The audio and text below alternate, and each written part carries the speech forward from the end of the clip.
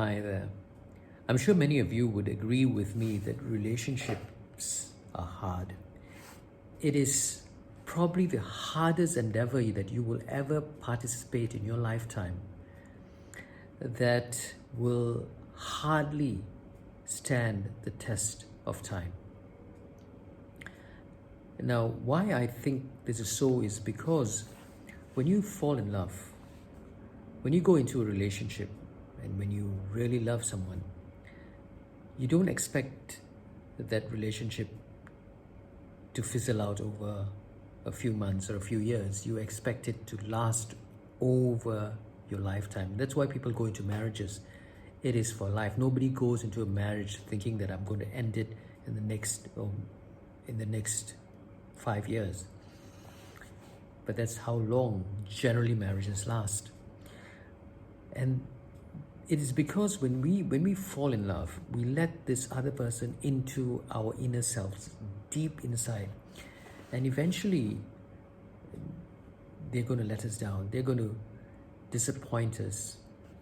And this disappointment can turn into anger and eventually hatred for this other person because of the expectations that you've had of this person that has been destroyed. You wasted so much of your time.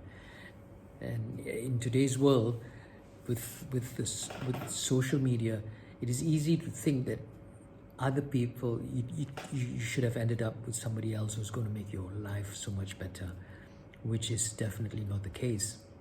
So the moral of the story is, it is only because you let people in you, inside your inner circles, that you feel this way. Now let us see what Jesus has to say about this.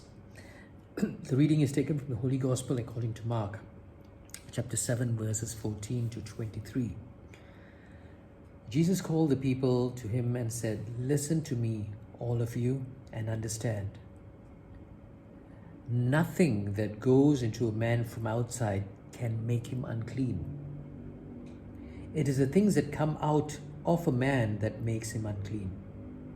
If anyone has ears to hear, let him listen to this." When he had gone back into the house, away from the crowd, his disciples questioned him about this parable. He said to them, "Do you not understand either? Can you not see that whatever goes into a man from outside cannot make him unclean, because it does not go into his heart but through his stomach and passes out in the sewer?" And he went on, "It is what comes out of a man that makes him unclean. For it is from within, from men's hearts, that evil intentions emerge: fornication, theft, murder, adultery, avarice, malice, deceit, indecency, envy, slander, pride, folly. All these evil things can come from within and make a man unclean." The Gospel of the Lord. Now, I'm one person, I'm sure many of us are like this, but I particularly get very upset when people don't, or in my opinion, they don't drive properly on the roads. It makes me really mad and upset. But if I think about it, what is the trigger? Why is it I'm mad?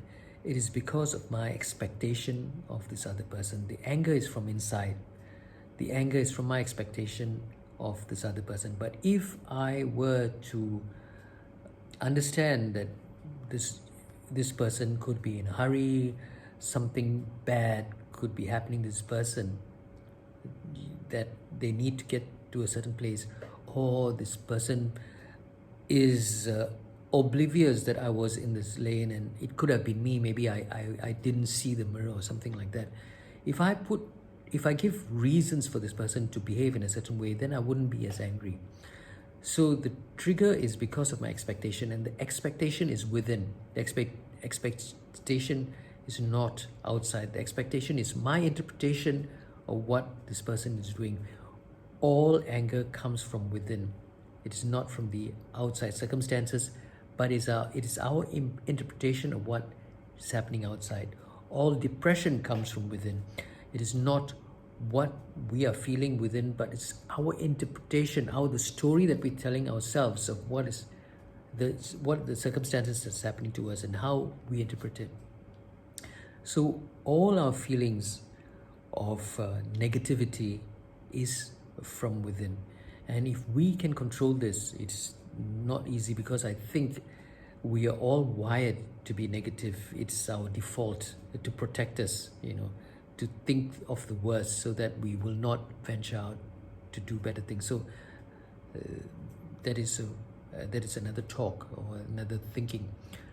But if we can really program ourselves to be a bit more positive, to see every circumstance and don't let it trigger us. Every time it triggers us, it happens very quickly, but every time we realize that we've been triggered, let us then focus on the positive. What is a positive thing that could have been the reason for this trigger, rather than, oh, this person has done it because of this? What could this person have done positively? Why is this happening in a positive manner? What positive circumstances is happening?